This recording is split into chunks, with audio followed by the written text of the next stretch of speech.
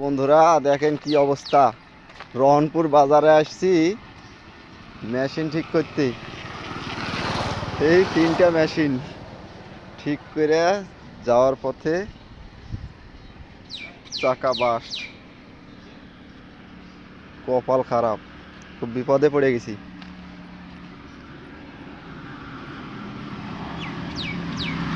চাকা ড্রাইভার গেছে চাকা নিতে, চাকা ঠিক করে আনিয়ে নতুন চাকা। ওরও লাভ শেষ, আমারও দিন শেষ, আমাদের দিন শেষ। আর এখানে আছে বার, কি করব তাই চিন্তা করছি।